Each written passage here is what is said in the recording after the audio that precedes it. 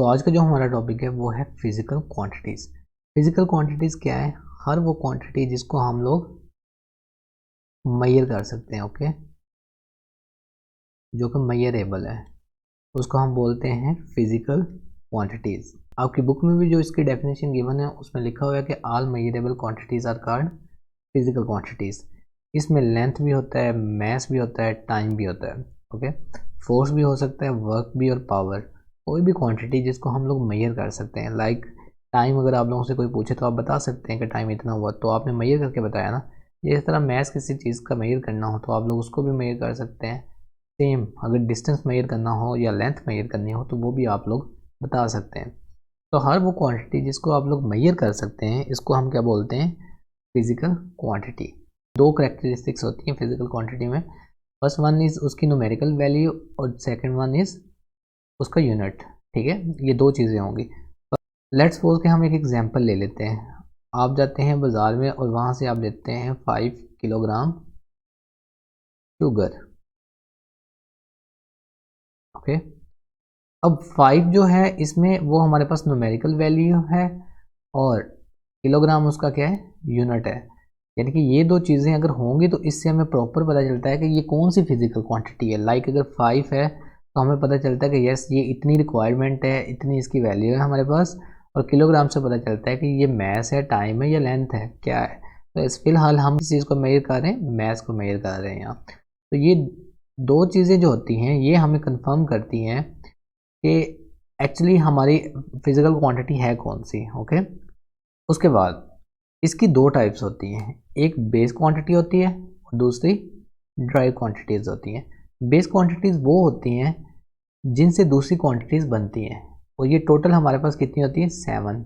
Length, mass, time, electric current, temperature, amount of a substance and intensity of light. ठीक है, उसके बाद हमारे पास आ जाती है ड्राइव क्वांटिटीज़। ड्राइव क्वांटिटीज़ हमारे पास अनलिमिटेड होती हैं, जितनी भी बन सकती हैं। बट आपकी इधर जो मेंशन है वो फोर्स है, वर्क है और कौन सी है? पावर है। इसके अलावा आप लोग वेलोसिटी को भी पढ़ेंगे, ठीक है, वो भी हमारे पास ड्राइव क्वांटिटीज़ होती है। एक्सेलरेशन है वो भी ड्राइव क्वांटिटीज़ है, वॉल्यूम है वो भी ड्राइव क्वांटिटी है, अनलिमिटेड है, ओके। तो बेस क्वांटिटीज़ आप लोगों को पता चल गया होगा क्या है। बेस क्वांटिटीज़ ऐसी क्वांटिटीज़ जो जिनसे मिलकर दूसरी क्वांटिटीज़ बनती हैं, दूसरी क्वांटिटीज़ को ये डिस्क्राइब करती हैं, उनके बारे में वजाहत देती हैं। ये टोटल हमारे पास है 7, में तो लिख देता हूँ। और ड्राई क्वांटिटीज़ हमारे पास अनलिमिटेड हो सकती हैं, और इसकी जो डेफिनेशन है वो ये होगी कि ये बेस क्वांटिटी से जब बेस क्वांटिटीज़ मिलती हैं तो देन हमारे पास क्या बनती हैं? ड्राई क्वांटिटी, यानी कि निकलती हैं कहाँ से? बेस क्वांटिटीज़ से, ओके। तो इसकी एग्जांपल हमारे पास ये है। नेक्स्ट हमारा टॉपिक है सिस्टम इंटरनेशनल यूनिट, ओके। इस टॉपिक को ऐसा यूनिट्स भी बोलते हैं। 1960 से पहले कोई हमारे पास एक स्टैंडर्ड नहीं था यूनिट्स को मेजर करने का। लाइक अगर यूरोपियन कंट्रीज़ की बात की जाए तो वो डिस्टेंस को ज़्यादातर माइल्स में ही मेजर करते हैं अभी भी, ओके। बट हमारे यहाँ जो हमारे ये रीजन है यहाँ हम डिस्टेंस को किलोमीटर में बताते हैं, बट उधर ये वाला स्टैंडर्ड है। तो देन जो साइंटिफिक रिसर्च की जाती थी दुनिया के डिफरेंट पार्ट्स में, वो अपने अपने स्केल और अपने अपने क्वांटिटीज़ के लिहाज से की जाती थी, ठीक है। लेकिन 1960s में ये मसला हल हुआ। यहाँ पेरिस में एक कमेटी बैठी और एक जनरल कॉन्फ्रेंस हुई जिसमें पहली दफ़ा ये डिसाइड किया गया कि हमें कुछ एक सिस्टम, एक इंटरनेशनल सिस्टम बनाना चाहिए जिसके मुताबिक हमने हर क्वांटिटी का एक यूनिट रखना है, ओके। लाइक लेंथ है ना, उस कमेटी ने लेंथ का जो इंटरनेशनल यूनिट रखा ना वो मीटर है, और मैस का क्या रखा गया? Kilogram, okay. और टाइम का सेकेंड, इलेक्ट्रिक करंट का एम्पेयर, टेम्परेचर का kelvin, amount of a substance का मोल, आप केमिस्ट्री में पढ़ेंगे, ओके। इंटेंसिटी ऑफ लाइट का कैंडेला। तो ये हर एक का इसी तरह। फोर्स का क्या रखा गया? न्यूटन, वर्क का जूल और पावर का वाट।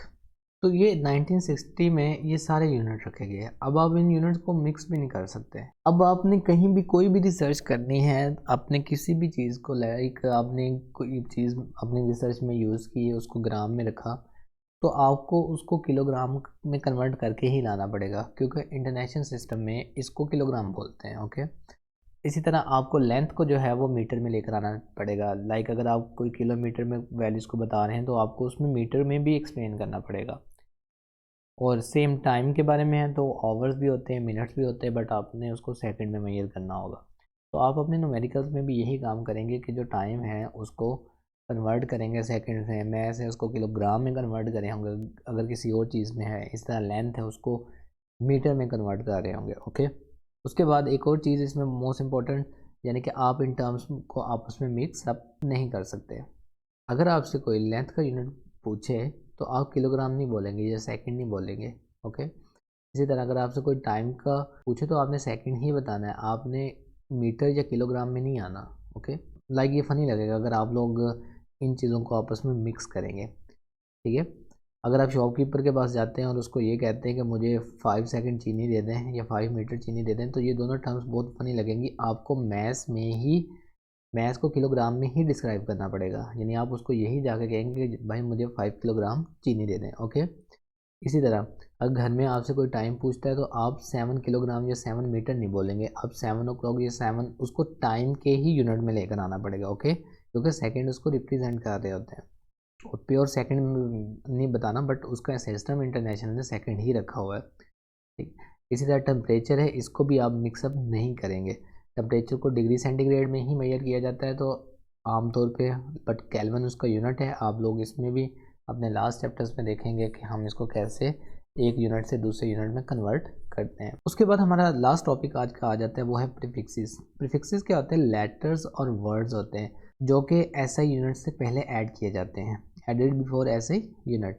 लाइक 5 किलोग्राम लिखा हुआ है, इसमें जो किलो है ना वो प्रीफिक्सेस है। इसकी कुछ वैल्यूज होती हैं, आपके बुक में टेबल साइड पर गिवन है। तकरीबन वो सारी वैल्यूज आप लोगों ने ज़ुबानी ही याद करनी है ताकि आगे आने वाले न्यूमेरिकल्स या प्रॉब्लम स्टेटमेंट्स में आप लोगों को कोई इशू ना बने।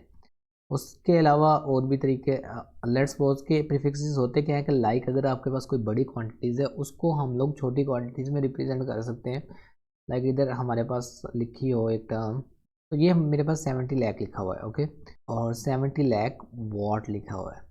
अब अगर मैं इसको कन्वर्ट करता हूँ, अगर सिंपल टर्म्स में लेकर आता हूँ तो मैं इसको लिख सकता हूँ 7 मेगावाट। ठीक है, क्योंकि मेगा भी हमारे पास एक प्रीफिक्सेस है जो कि आप अपने टेबल में देखेंगे। इसकी वैल्यू हमारे पास कितनी होती है? मेगा की 10⁻6। अब देखें ना, 70 लाख लिखा हुआ है ना। ठीक है, आप इसको इस तरह लिख सकते हैं 7 मल्टीप्लाई बाई 10⁻6, इसका देना है मेगा के साथ, तो 7 मेगावाट आ जाएगा। इस तरह हमारे पास और भी हैं, माइक्रो भी है, उसकी वैल्यू जो होती है वो 10⁻6 होती है। ओके, मिली भी है, उसकी वैल्यू 10⁻³ होती है।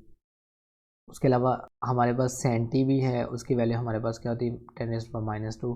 तो ये डिफरेंट प्रीफिक्सेस होंगे। खैर इसके न्यूमेरिकल इसकी भी प्रॉब्लम स्टेटमेंट्स है, वो भी हम लोग देखेंगे, तो उसमें आप लोगों को कंफर्म हो जाएगा कि ये क्या है। फिलहाल आप लोगों ने इसकी डेफिनेशन याद करनी है कि प्रीफिक्सेस क्या लेटर और वर्ड्स है जिनको हम लोग ऐड करते हैं बिफोर एसआई यूनिट।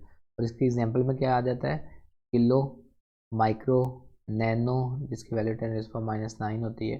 ओके, ये सारे के सारे, और इसके अलावा भी काफ़ी ज़्यादा टेबल आप लोगों का भरा पड़ा है, उस सारे को याद करना है और देन हम इसको यूज़ करेंगे अपने न्यूमेरिकल्स में। ओके, तो ये आज का हमारा लास्ट टॉपिक था। नेक्स्ट लेक्चर में हम नए टॉपिक के साथ आएंगे।